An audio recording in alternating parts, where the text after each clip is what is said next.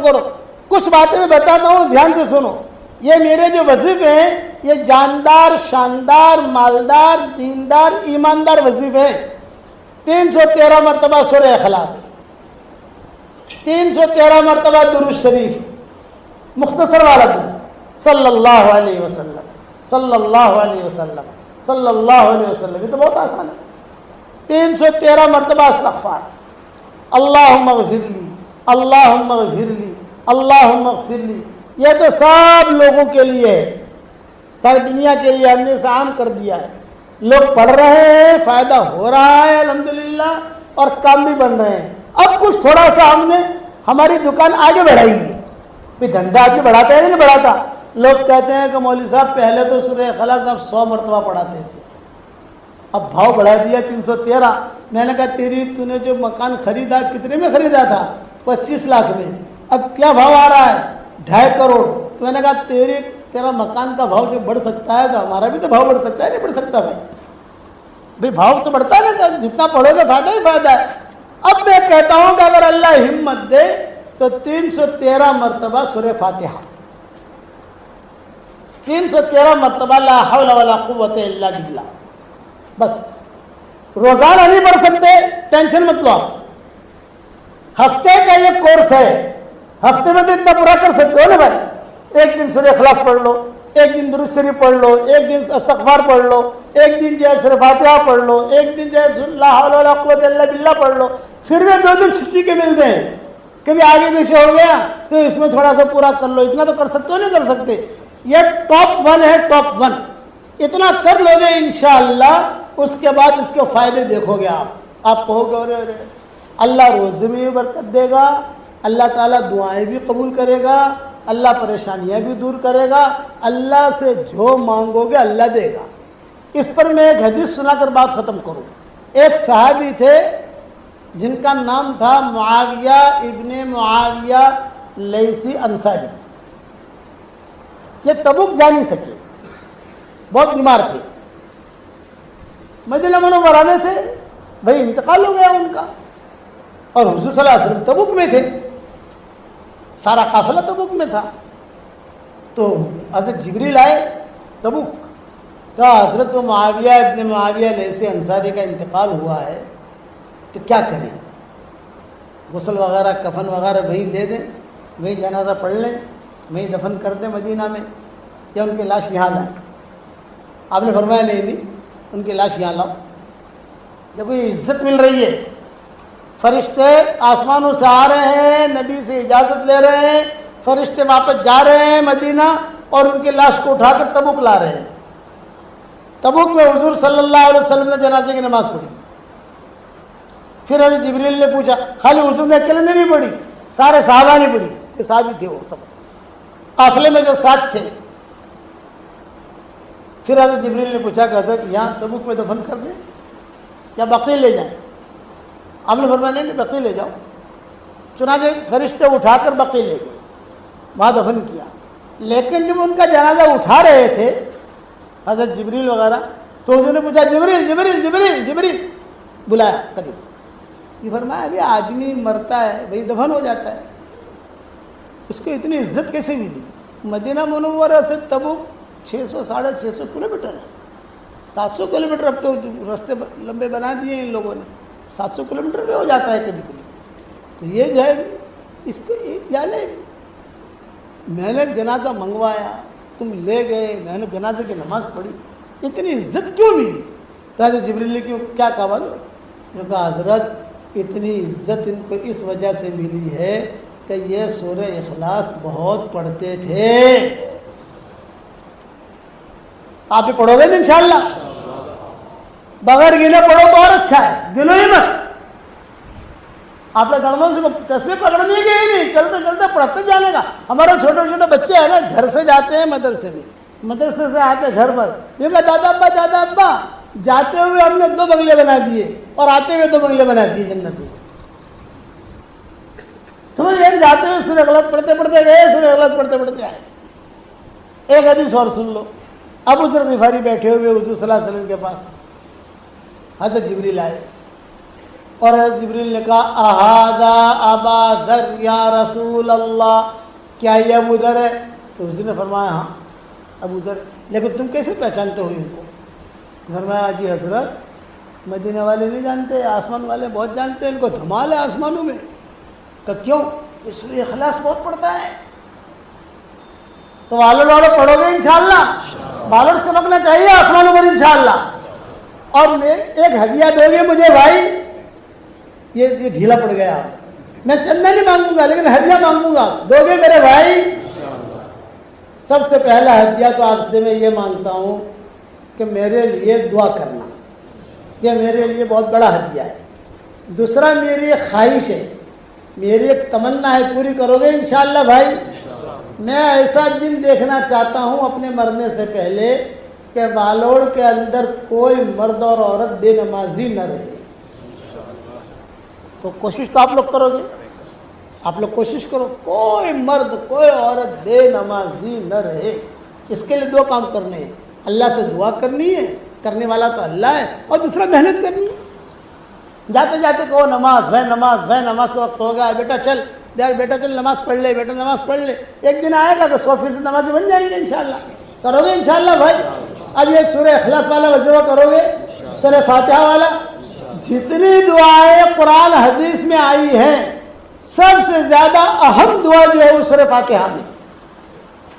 علامہ ابن تیمیہ رحمۃ اللہ علیہ کہتے تھے اپنے شاگردوں کو، مجھے اللہ نے جو عزت دی ہے، جو علم دیا ہے، سورہ فاتحہ کی برکت سے دیا ہے۔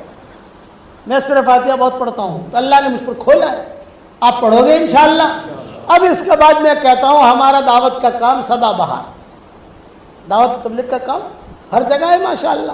مسجد میں جماعتیں بیٹھتی ہیں، مشورے ہوتے ہیں، اجتماعات ہوتے ہیں، جوڑ ہوتے ہیں، ساتھی جماعتیں آتی ہیں، جماعتیں جاتی ہیں۔ تو آپ لوگ بھی دعوت کے کام میں لگو گے انشاءاللہ بھائی؟ اب بتاؤ کون کون تیار ہے 3 چلے کے لیے؟ جلدی جلدی کھڑے ہو جاؤ، نام لکھوا لو، پھر ہم دعا کر لیں انشاءاللہ۔ پانی دے دو، بتاؤ کون کون تیار ہے؟ بھائی کا کیا نام؟ بھائی لکھو لکھو، نام لکھو بھائی، نام لکھو، ہمارے جو ذمہ دار ساتھیوں نام لکھو۔ واہ واہ، والوڑ تو آگے نکلا ماشاءاللہ، دیکھو 3 یہ کھڑے ہو گئے، 4 5 6 7 8، واہ۔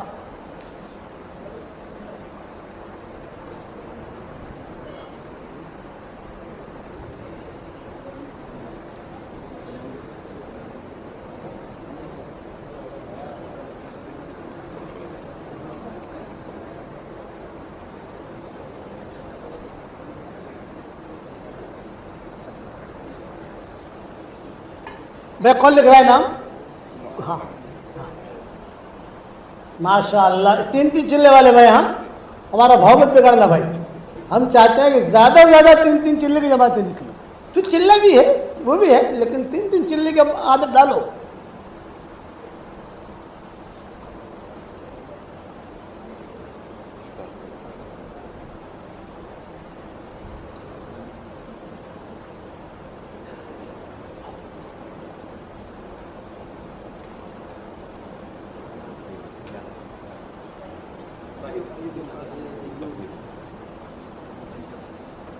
یہاں پر مؤذن صاحب کون ہے نہیں؟ چھٹی پر گئے؟ اچھا اچھا، ماشاء اللہ ماشاء اللہ۔ اور بتاؤ کون ہے؟ اچھا ٹھیک ہے، اور بتاؤ۔ ہاں تیرا نام بھی لکھا نہیں، ارادہ تو کر لے افضل، 3 چلے کا ارادہ تو کر، پورا بورے کھڑا ہو جائے گا، مسابقہ کر ماشاء اللہ۔ تو نیت تو کر، میں وعدہ نہیں کرواتا لیکن نیت تو کر، نیت کرنے کہا جاتا ہے، اللہ آسان کرے۔ اب دیکھو یہ میرا جو وظیفہ ہے اس کا نام ہے جاندار، شاندار، مالدار، دیندار، ایماندار۔ یہ میری تصویر ہے، میں جہاں جاتا ہوں یہ بھی جاندار، شاندار، مالدار، دیندار، ایماندار۔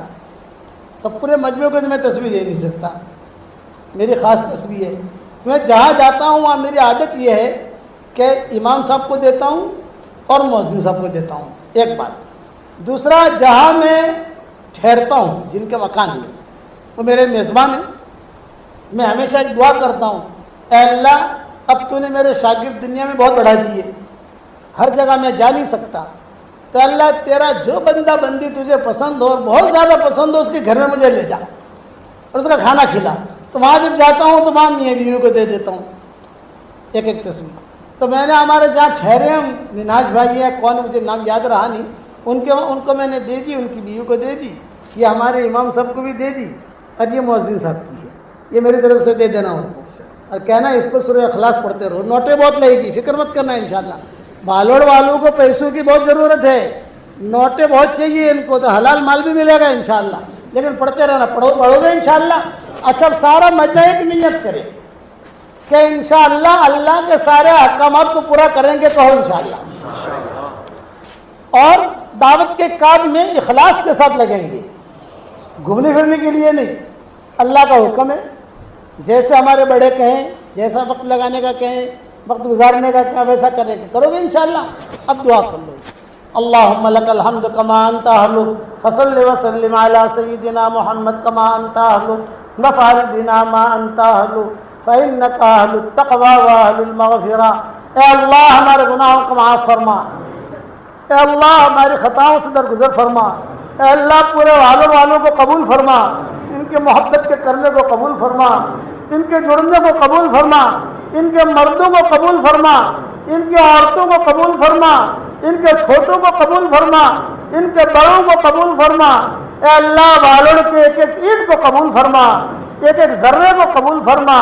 تیرے دین کے لیے ان بستیوں کو قبول فرما, قرب و جوار کی جو بستیاں ان کو بھی تو قبول فرما, جہاں جہاں سے لوگ آئے ہیں ان کو بھی قبول فرما. اے اللہ میری تشکیل پر جو روزانہ 313 مرتبہ سورہ اخلاص پڑھے, 313 مرتبہ درود شریف پڑھے, 313 مرتبہ استغفار پڑھے, 313 مرتبہ سورہ فاتحہ پڑھے, اور 313 مرتبہ لا حول ولا قوت الا باللہ پڑھے. اے اللہ اس کی ساری دعاؤں کو قبول فرما, اس کی پریشانیوں کو دور فرما, اس کی ساری حاجتوں کا تو غیب سے تکفل فرما. اے اللہ جس کرم سے آپ نے ہمیں اس مسجد میں جمع کیا ہے, تیرے اسی کرم سے جنت الفردوس میں تو ہم سب کو جمع فرما دے, اور ہماری قیامت تک کے آنے والی نسلوں کو تو قبول فرما دے. جو مائیں بہنیں شریک ہوئے ان کو بھی قبول فرما, بھائی شریک ہوئے ان کو بھی قبول فرما. اس امت کے لیے حلال بستروں کا انتظام فرما, حرام بستروں سے اس امت کو نجات دے دے.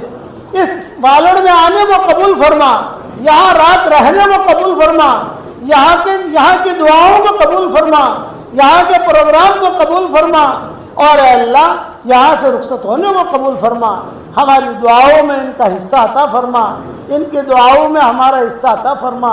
اے اللہ جس نے بھی مجھے دعاؤں کے لیے کہا ہو, دعاؤں کے لیے خطوط میں لکھا ہو, جن کا ہم پر کسی قسم کا حق اور احسان ہو, یا جو مجھے اپنی دعاؤں میں یاد کرتے رہتے ہوں, یا مائیں بہنیں مجھے اپنی دعاؤں میں یاد کرتی رہتی ہوں, ہماری ساری دعاؤں میں ان کا پورا حصہ نصیب فرما. اے اللہ ہواؤں کے ساتھ جو خیریں آتی ہیں وہ خیریں ہمارے لیے مقدر فرما.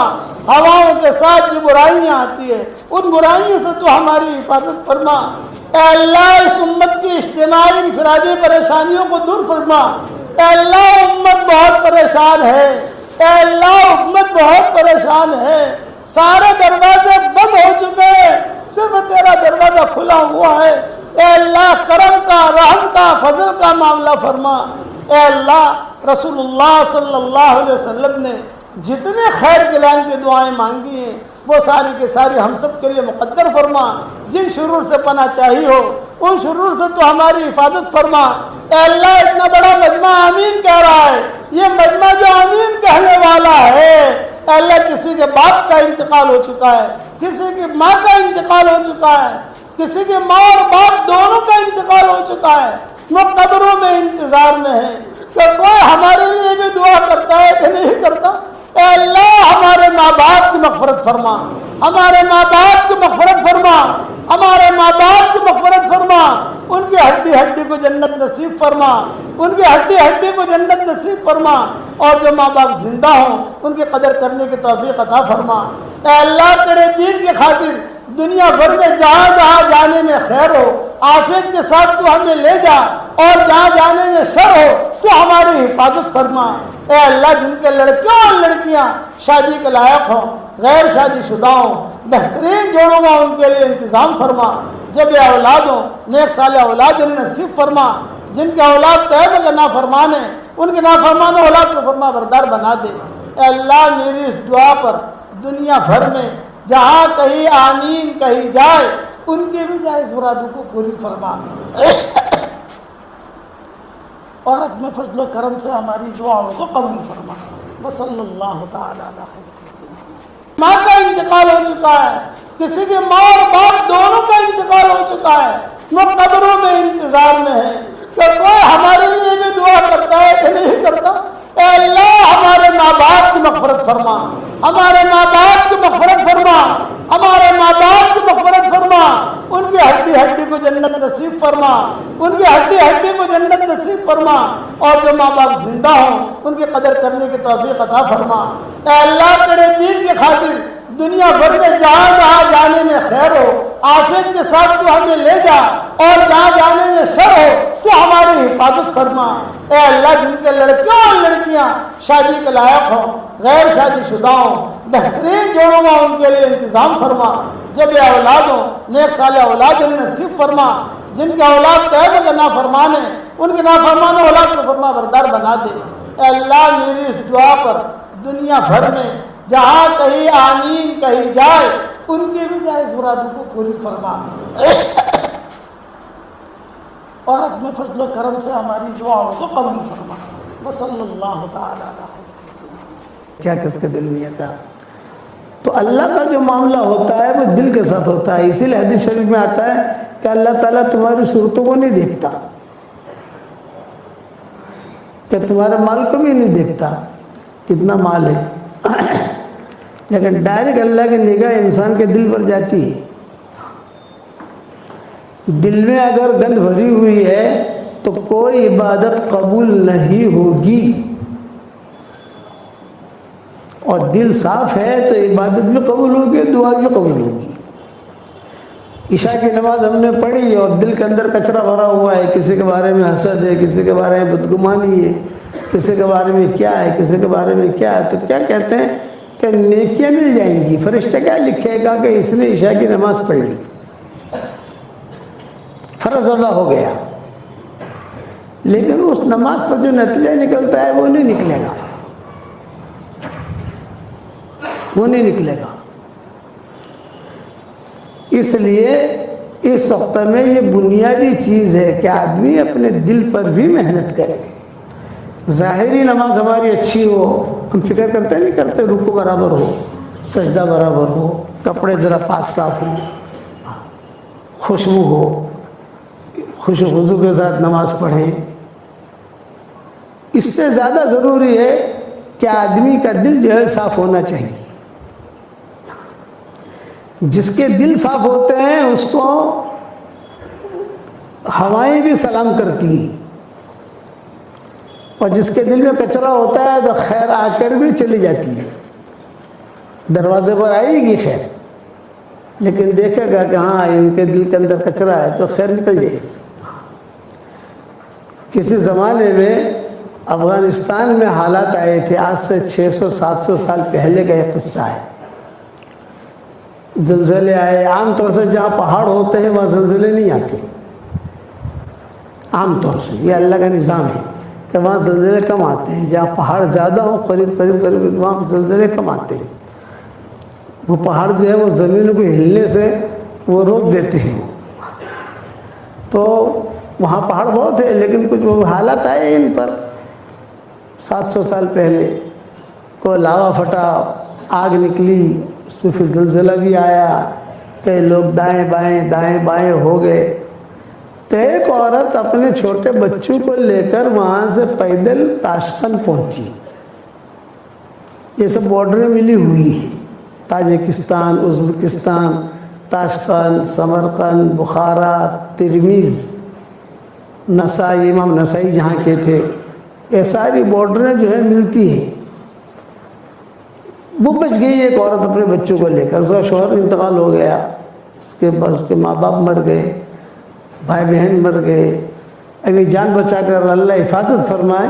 اس کو کہتے ہیں بوائی قدہر، زمانے کا الٹ پھیر، کہ بیٹھا آدمی ہے اور اچانک جو حال آ گیا۔ اللہ حفاظت فرمایا. اس لیے حدیث میں دعا منگوائی کہ اللہم انی اعوذ بک من شر بوائق الدہر، اے اللہ زمانے کے الٹ پھیر سے تو میری حفاظت فرمانا. حدیثوں میں دعائیں آتی ہیں. میں نے میری کتاب اللہ کی پناہ میں یہ دعا بہت اہتمام سے لکھی ہے، اور شاید میں نے اس کے بارے میں سبق بھی دیا ہوگا، یاد نہیں ہے ابھی مجھے. جیسے ہمارے واٹس ایپ پر سبق آتے ہیں اس میں نے کسی جگہ پڑھوایا ہے لوگوں کو. تو یہ عورت چلتے چلتے اپنے جان بچا کر، بچوں کی جان بچا کر، میں کس کو سنا رہا ہوں یہ قصہ؟ دل کی صفائی. میرے والد صاحب رحمۃ اللہ علیہ فرماتے تھے کہ ایک مشرک ہے، اگر اس کا بھی دل صاف ہوگا نا تو سب سے پہلے اللہ اس کو ہدایت دے دے گا. یہ ابا فرماتے ہے مشرک، لیکن دل اگر صاف ہے اور یہ دل سے جو لوگوں کی خدمت کرنا سوچتا ہے، یہ کرتا ہے، تو سب سے پہلا کام اللہ کی طرف سے یہ ہوگا کہ اس کو ہدایت ملے گی، کار خیر کرنے کی توفیق ملے گی، آگے بڑھتا رہے گا. تو یہ لڑکی بیچاری پہنچی تاشقند اپنے بچوں کو لے کر. تو امیر تاشقند جو تھا یہ مسلمان تھا. سیدھی گئی وہاں پر، اور وہاں جا کر اس نے اس سے کہا کہ دیکھ میں جو ہے سید گھرانے کی ہوں، اور افغانستان سے چلتے چلتے چھوٹے بچوں کو لے کر آئی ہوں، میرا سارا گھر اجڑ گیا ہے اور میں سید گھرانے کی ہوں، تو میری مدد کر. تو اس نے کہا میں تیری مدد کروں، لیکن ایک شرط کے ساتھ کہ تو سید گھرانے کی ہے تو دلیل لا، ثبوت لا. ثبوت بھئی تو سید گھرانے کی ہے، کیا ثبوت ہے؟ کوئی رستے میں چلتے چلتے کہہ دے میں سید گھرانے کا ہوں تو ایسا تو مانا نہیں جاتا. کوئی ثبوت ہوتا ہے، تیرے پاس سند ہو، تیرے پاس ثبوت ہو، تیرے پاس کوئی دلیل ہو تو لا. تو اس لڑکے نے کہا کہ میں ثبوت کہاں سے لاؤں، سارا گھر ہی اجڑ گیا میرا، میرے پاس کوئی ثبوت نہیں ہے. تو اس بات سے وہ جو امیر تاشقند تھا اس نے کہا میں مدد نہیں کرتا. تھا مسلمان، خیر اس کے گھر پر آئی لیکن خیر کی قدر نہیں کی اس نے. وہ لڑکی چلے گئی. اسی کے بنگلے کے سامنے ایک مجوسی کا بنگلہ تھا، ایرانی. وہاں گئی، دستک دی، وہ نکلا، سیٹ نکلا. آپ بہن کیوں آئی ہو؟ یہ فرمایا کہ میں جو ہے سید گھرانے کی ہوں اور بہت حالات میں آئی ہوں اور آپ میری مدد کریں. تو اس نے کہا اچھا تم سید گھرانے کی ہو، بنت رسول حضور صلی اللہ علیہ وسلم کی بیٹی؟ ہاں. ارے آ جاؤ. بہت اکرام کیا. حالانکہ مجوسی تھا، وہ امیر جو تھا وہ مسلمان تھا اور یہ مجوسی تھا، لیکن صاف دل کا تھا، معاملات کا کلیئر تھا. تو چنانچہ کتابوں میں لکھا ہے کہ دیکھو یہ 3 کمرے جو ہیں وہ تیرے ہیں، تیری بچوں کے، تو آرام سے رہے جب تک تو زندہ رہے اور تیرے بچے زندہ رہے تب تک تو رہے یہاں پر. میری طرف سے اجازت ہے، کھانا پینا سب تجھے مل جائے گا، فکر مت کرنا. خیر لڑکی خوش ہو گئی کہ اس مسلمان نے مدد نہیں کی، یہ مجوسی نے مدد کی. رات کو وہ جو امیر تاشقند تھا یہ سویا. اس نے خواب میں دیکھا کہ جنت سجی ہوئی ہے، لدی ہوئی ہے، اور حضور صلی اللہ علیہ وسلم وہ جنت کی چابی لے کر باہر کھڑے ہیں.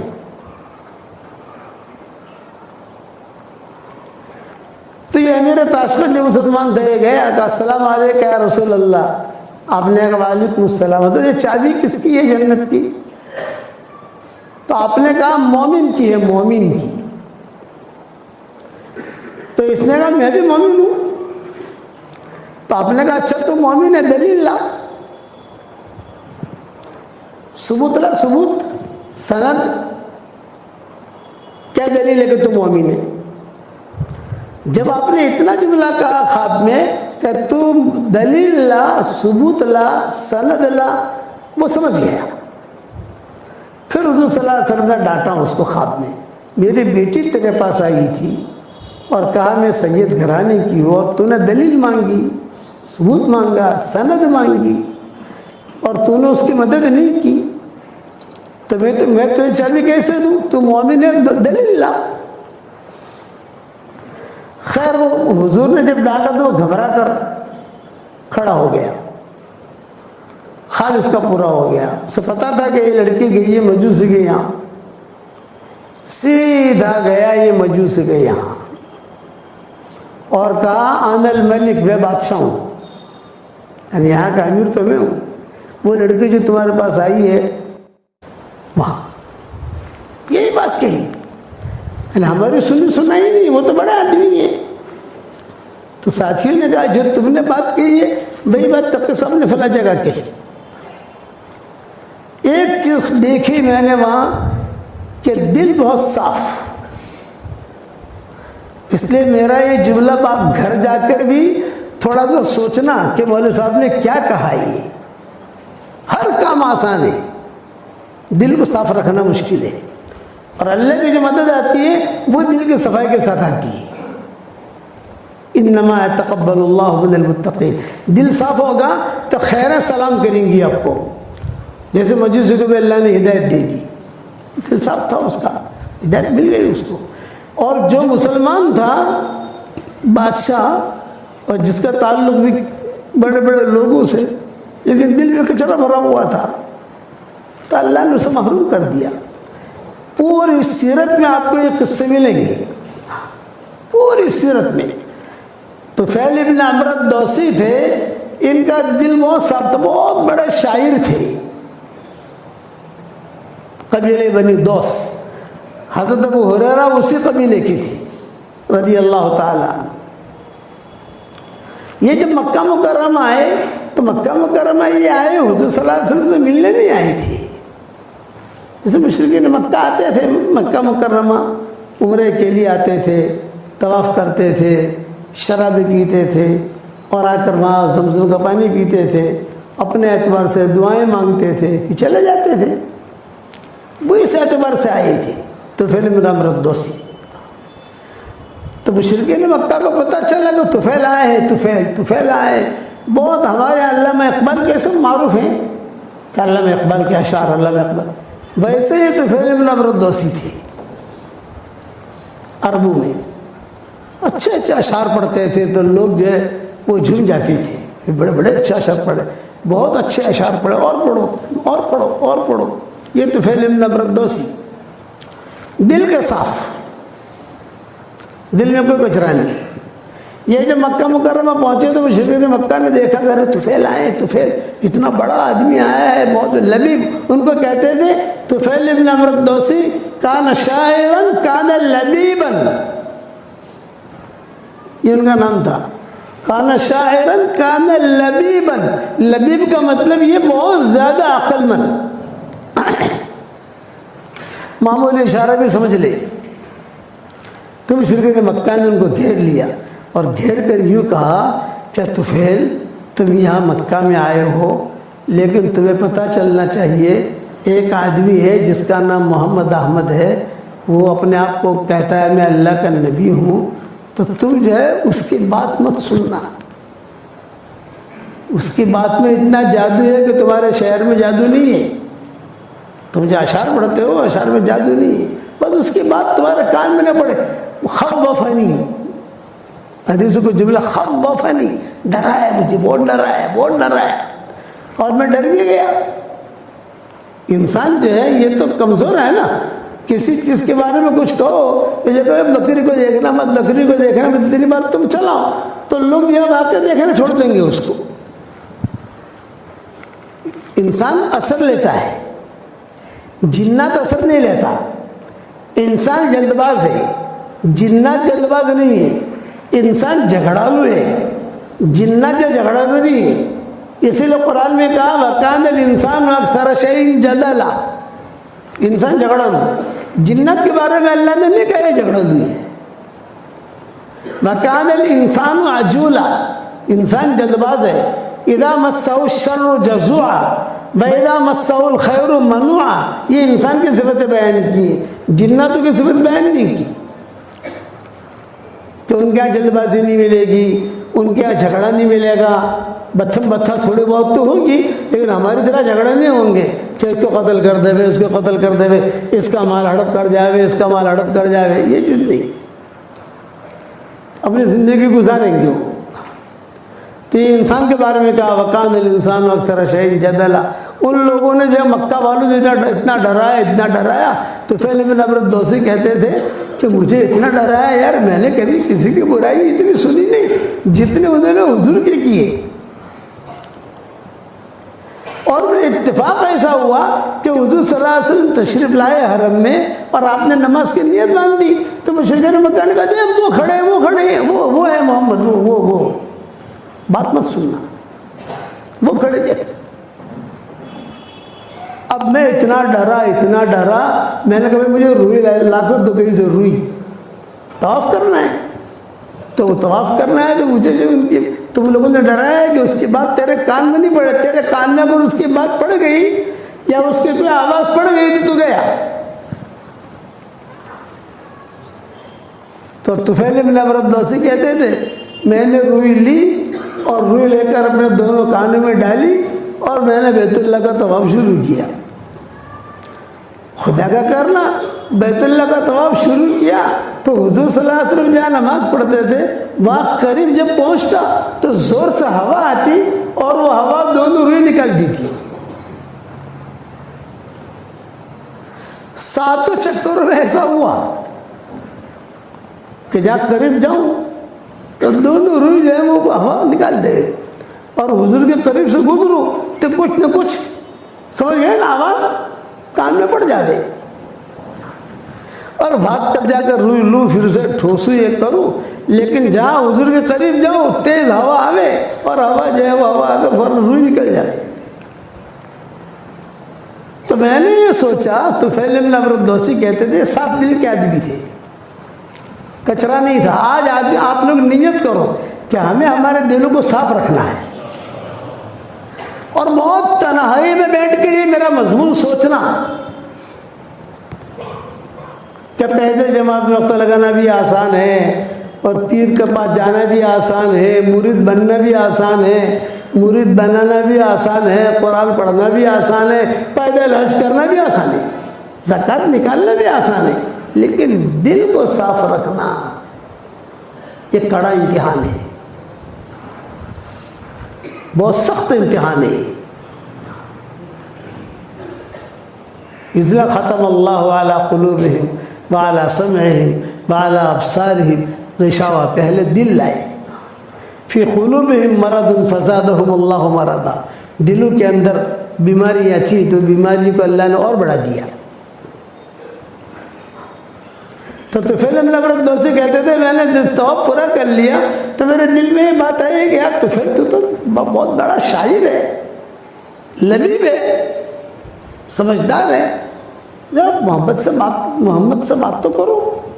بیٹھ گئے حضور کے پاس اور حضور صلی اللہ علیہ وسلم سے کہا کہ آپ کون ہیں، کیا چاہتے ہیں، آپ کے گھر والے، آپ کے سب رشتہ دار یہ سارے کے سارے آپ کی مخالفت کرتے ہیں۔ آپ نے فرمایا میں کچھ نہیں چاہتا۔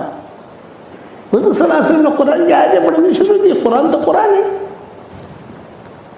قرآن ایسا کلام ہے کہ جس کا دل صاف ہوگا تو ڈائریکٹ دل پر اثر کرے گا، اور جس کے دل میں کچرا ہوگا وہ اس کا دل اثر کرے گا ہی نہیں۔ قرآن کا کوئی اثر نہیں ہوگا اس پر۔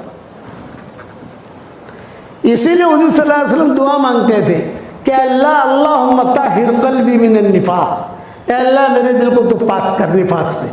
اب نبی منافق ہو سکتا ہے بھائی؟ حضور دعا مانگتے تھے کہ اللہم طہر قلبی من النفاق، اللہم انی اسألک قلبا سلیما۔ آپ نے فرمایا جب لوگ مال بہت جمع کریں نا، یہ صحیح حدیثوں میں آتا ہے، صورت میں آج کل مال بہت آ رہا ہے نا بھائی، ارے ہاں تو کہو یار، کتنا ہم کو بھی تو انداز لگتا ہے، ہم گلی میں داخل ہوتے ہیں سمجھ جاتے ہیں کتنا اوپر جا رہا ہے کتنا نیچے آ رہا ہے، ساری دنیا میں جاتے ہیں۔ تو جب مال لوگ بہت جمع کریں تو اللہ تعالیٰ سے دل کی صفائی مانگو، اللہم انی اسألک قلبا سلیما۔ لمبی حدیث ہے، اس کا ایک ٹکڑا میں نے کہہ دیا کہ اللہم انی اسألک قلبا سلیما الا من اتى اللہ بقلب سلیم. قرآن میں اذ جاء ربہ بقلب سلیم. تو یہ طفیل بن عمرو الدوسی جو تھے یہ قلب سلیم والے تھے. حضور صلی اللہ علیہ وسلم نے کچھ نہیں کہا. حضور نے قرآن کی آیتیں پڑھی. بس جہاں حضور نے قرآن کی آیتیں پڑھی تو پہلے یوں دیکھتے تھے حضور کو, اور وہ جب حضور قرآن کی آیت پڑھتے گئے آہستہ آہستہ آہستہ آہستہ ان کی نگاہیں نیچے ہوتی گئی.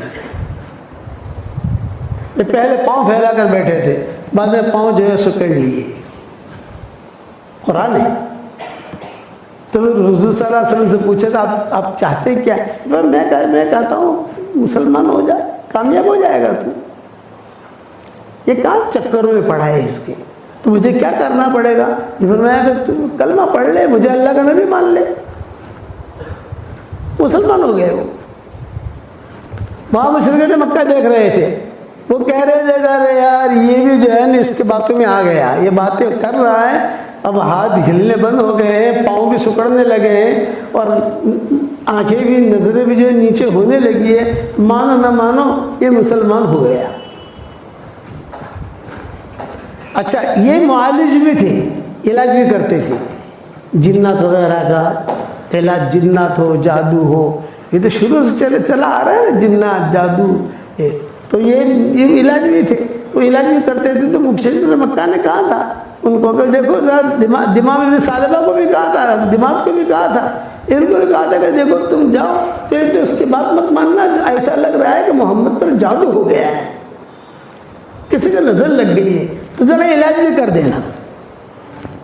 تو انہوں نے کہا ٹھیک ہے میں علاج کر لوں گا, بے فکر رہو. اب جب حضور صلی اللہ علیہ وسلم گھر میں گئے تھے, پیچھے پیچھے گھر تک چھوڑنے گئے, وہاں ساری ٹولی دیکھ رہی تھی, یہ تو حضور کے ساتھ جا رہے ہیں. اور حضور صلی اللہ علیہ وسلم گھر میں چلے گئے. گھر میں جانے سے پہلے انہوں نے کہا طفیل بن عمرو الدوسی نے کہ حضرت میں میرے قوم کا بڑا ہوں, اور ساری قوم جو ہے یہ مجھے اپنا بڑا مانتی ہے. ابو ہریرہ جو تھے اسی قبیلے کے تھے, قبیلے بنے دوست کے تھے ابو ہریرہ, بعد میں مسلمان ہوئے. اب طفیل بن